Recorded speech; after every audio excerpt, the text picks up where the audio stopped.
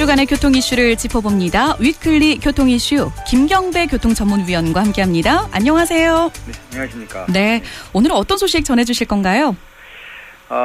저속 통과가 원칙인 그 톨게이트라고 하더라도요. 하차는 물론 그 멈춤과 급좌선 변경 금물은 기본 안전 수칙이 되겠습니다. 네. 그런데 2007년 하이패스 시행 첫 해부터 14억 원이 미납이 됐습니다. 그리고 2017년에는 23배나 늘어나는 340억으로 커졌고요. 또 1,600만 건의 무단 통행과 또 5회 이상 하이패스 요금 상습 체납자가 60%로 늘었습니다. 이 때문에 수십억 원의 고지서 발행 비용까지 새는 현실을 오늘 짚어보겠습니다. 지난해 23배 급증했다고 말씀을 하셨는데요. 네. 하이패스 미납액이 340억 원이 된다면은 네. 이 양심 불량만은 아닌 것 같습니다. 네. 왜 이런 문제가 생기는 걸까요? 네, 그렇습니다. 지난해 무단 통과 1,600만 건과 하이패스 상습 체납자 중 비중은요, 60%는 숲과 산처럼 다른 수치라고 볼 수 있겠는데요. 네. 왜 그러냐면 하나 평균 고속도로 이용차가 17억 대를 기준한다면 단말기 고장이나 또 배터리 방전에다가 또 송신 이상 등으로 인식을 못해서 발생되는 경우도 적지 않다는 겁니다.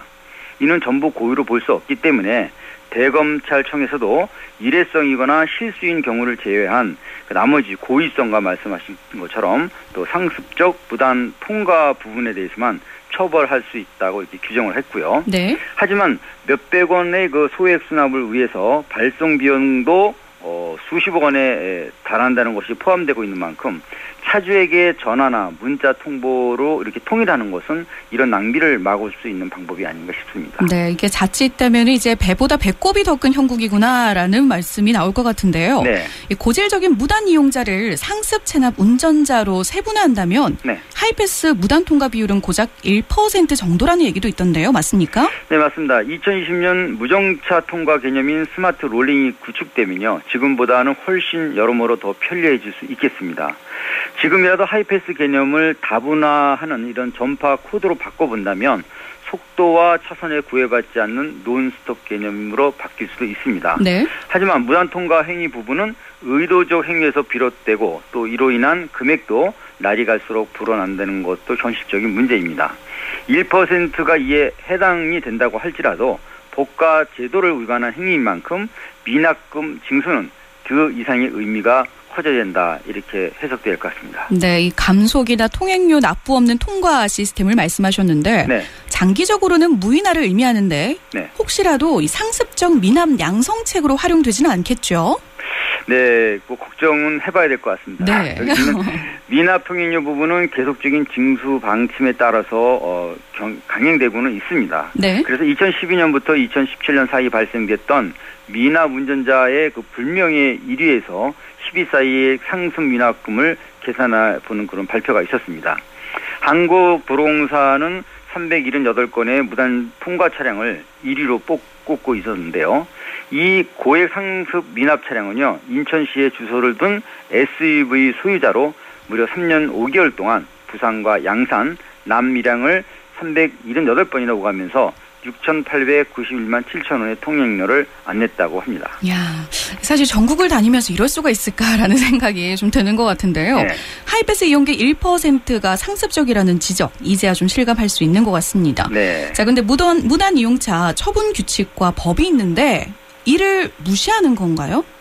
그렇습니다. 그 2,020만 4천 원을 미납한 이 운전자도 네. 경기도 안산시 소재의 SUV로요.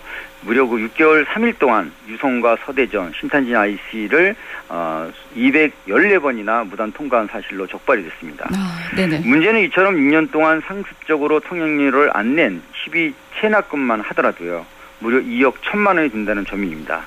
그래서 1위 차량은 이미 예금 압류와 형사 고발 조치를 진행하고 있고요. 네. 또 2위와 3위 차량은요, 조치를 준비하고 있지만 이런 사이에도 2007년 10만 9,500대가 106억 원의 그 미납 차량으로 이렇게 추가 증가되고 있는 상황입니다. 이게 좀 상상을 넘어서는 금액인 것 같은데요. 네, 이 통행료를 안 낸 차량에게는 부가 통행료를 가산한다고 하는데 네. 지난해 106억 원 미납금에 가산금이 더해진다면 이게 얼마입니까? 네, 부가 통행료를 가산할 경우는 162억 원에 달하지만요. 유로도로법 제20조 및 동법 시행령 제14조 근거 조항은요. 20건 이상 미납을 했거나 또는 20건을 초과한 이런 체납분에 한해서만 부가 통행료 10배를 즉시 부과할 수 있다고 합니다. 네. 따라서 고액 상습 미납 차량 1위 운전자는요. 예급 압류와 형사 고발을 동시에 진행 중이고 아까 말씀드린 2, 3위 차량도 조치할 예정이라고 하는데요. 미납 20건 이상 또는 20만 원 이상인 경우 전자예금과 차량 압류 병행은 물론이고 네. 톨게이트에서 현장 징수 또 단속을 하고 있습니다. 그래도 그동안 잘 빠져나갔네요. 자, 근데 이제 톨게이트 고액 상습 체납 차량 이 단속 문구는요. 네. 체납 징수팀의 현장 단속을 뜻하는 건데 네. 형사고발 조치 대상까지 된다면서요? 네, 이미 대검찰청 법리 해석에서 고의적 상습 체납 차량은 편의시설 부정 이용죄로 처벌할 수 있다고 했고요. 네. 관련 규정과 법도 수차 개정이 됐습니다. 2001년 1월 29일 제정된 10배 범위 부가통행료 부가정책법이 2004년 말 대통령령으로 바뀌게 됩니다. 그리고 2010년 7월 29일에는요. 강제 징수와 부가통행료 징수로 강화가 됐고요. 또 1년간 발생된 고객과실 미납 발생 20회 이상 아까 말씀드린 내용인데요. 네. 부가통행료 즉시 부과는 2013년 8월 5일 개정이 됐습니다. 그렇군요. 1년 동안에 20회 이상 통행료를 안 냈을 때 부가 통행료가 적용된다면은 네. 이 선진국에서는 미납고지에 대해서 어떤 제재와 조치가 있는지도 궁금합니다. 우리보다 훨씬 아주 네네. 강화됐습니다. 2018년 3월 해외 미납고지 사례를 좀 제가 들춰봤는데요. 과태료는 당연하고 추가되는 행정비용과 최대는 면허정지 같은 제재 대응이 따르고 있었습니다. 미국의 경우 플로리다주는요, 1차는 이제 통행료의 행정비용을 추가시키고요. 네. 그런 미납고지가 발생이 됩니다. 그리고 2차 고지서에서는 1차 금액에 다시 행정비용을 추가하는 한편 과태료와 면허정지로 이어진다고 합니다. 네. 그리고 캐나다 온타리오주도요, 통행료와 행정비용의 이자도 가산되고요. 자동차 등록증 발급과 갱신도 어렵게 된다고 합니다. 이런 부분 저희도 빨리 도입을 해야 될 것 같은데요. 이 미국의 경우에 돈만 많이 지불하면은 버스 전용 차로를 이용하는 것과 같은 고속도로 전용 차선을 이용이 가능하죠. 네. 근데 징수 수위까지 높은 거네요. 네, 일리 있는 말씀인데요. 네. 호주 시드니도 만만치가 않습니다. 1차 고지는 통행료와 행정비용에 국한되지만요. 최종 납부 고지서에는요. 추가 행정비용이 가산되고 또 여기에 벌금이나 과태료, 통지로도 확대되기 때문인데요. 네. 예금과 또 임금에 대한 재산 압류는 물론이고 운전면허 정지나 취소, 또 사회봉사 명령에 구금까지도 확대될 수 있다고 합니다. 그렇군요.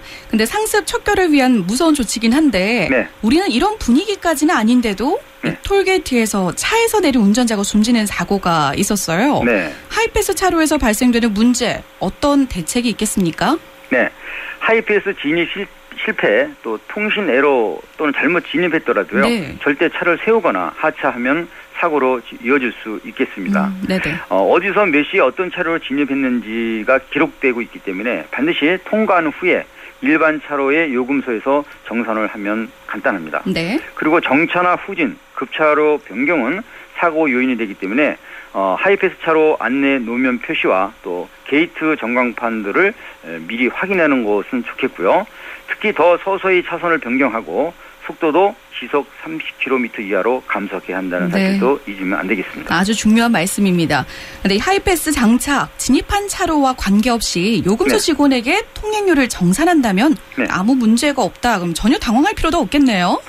맞습니다. 예. 진입 티켓을 만약 뽑지 않고 또 주차할 때도 하이패스 차로로 그냥 이용했더라도요. 하이패스를 장착한 차량은 이런 정도의 실수라면은 걱정 안 하셔도 됩니다. 이때는 그 주소지로 발송된 안내 금액을 처리해야 하는 번거로움만 있을 뿐이지 어떠한 불이익도 받지 않기 때문인데요. 다만 무장착 차량, 그러니까 하이패스가 없는 차가 하이패스로 진입했다면 통신 에러나 단말기 금액 부정 등과는 좀 다른 의도가 섞여 있는 것으로 이렇게 보고 있기 때문에요. 일반적 미부과가 된 발생분은 안내문과 알림톡으로 알려주게 됩니다. 고지서 발송은 요금이 지불되지만은 알림톡이나 이런 카톡을 말씀하셨는데 무료로 빨리 전송하는 이점도 큰데 꼭 우편물을 같이 발송해야 할까요? 저 역시 그게 좀 의심스럽습니다. 네네. 왜 그런지. 2차도 역시 그 고지서와 알림톡으로 재차 통보해주기 때문에 뭐 충분한 그 알릴 수 있다고 봅니다. 하지만 또 납부하지 않는다면 수령 유무가를 확인해야 되는 그런 과정을 밟고 있습니다. 이거는 이제 돈이 더 들어가는 등기우편에 독촉장을 발부하게 되는 건데요. 등기우편 발생은 추가 비용이 발생되지만 납부할 의사가 있는지 없는지를 확인할 수 있는 절차도 되기 때문에 아마 돈을 더 드리는 것 같습니다. 네. 그리고 국토교통부 장관의 강제징수 요청에 따른 부가 실행 수순이기도 하기 때문에 어쩔 수 없이 현행 법대로 그대로 진행하는 것 같습니다. 네, 그렇군요. 오늘 말씀 저희 여기까지 듣겠습니다. 네, 감사합니다. 네, 고맙습니다. 하이패스 통과 시에도 늘 안전하게 이동 부탁드립니다. 지금까지 김경배 교통전문위원과 함께했습니다.